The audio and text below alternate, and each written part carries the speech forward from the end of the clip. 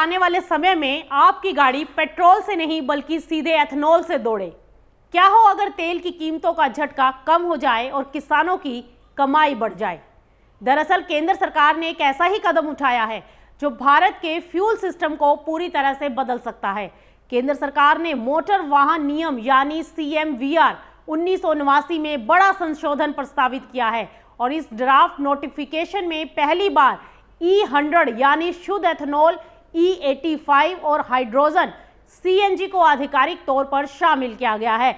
यानी कि इससे ये साफ है कि अब भारत में पूरी तरह से एथेनॉल से चलने वाली गाड़ियों का रास्ता खुलने वाला है। अब तक ऑटो कंपनियां एक बड़ी दुविधा में थी, नियम साफ नहीं थे, इसीलिए फुल एथेनॉल व्हीकल्स लॉन्च करने में हिचकिचाहट थी। लेकिन इस नए ड्राफ्ट के बाद ये अनिश्चितता खत्म होती दिखाई दे रही है।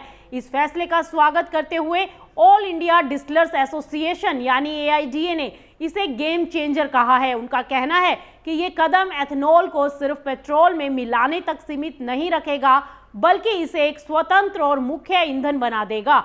यानी अब बात सिर्फ ब्लेंडिंग की नहीं बल्कि पूरी तरह से फ्यूल बदलने की हो रही है। सोचिए, अगर गाड़ियां एथेनॉल पर चलेंगी तो इसका सीधा फायदा देश के किसानों को होगा, क्योंकि एथेनॉल का बड़ा हिस्सा गन्ने और अनाज से तैयार होता है। इसके साथ ही भारत की तेल पर आयात निर्भरता भी कम हो सकती है और प्रदूषण में भी इससे गिरावट देखने को मिलेगी।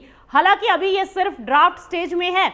इंडस्ट्री से सुझाव और आपत्तियां ली जाएंगी, उसके बाद ही इसे लागू किया जाएगा। लेकिन इतना तो तय है कि अगर ये नियम लागू होता है तो भारत में फ्यूल का खेल पूरी तरह से बदलने वाला है। अब सवाल ये है कि क्या देश पेट्रोल से एथेनॉल की इस बड़ी छलांग के लिए तैयार है।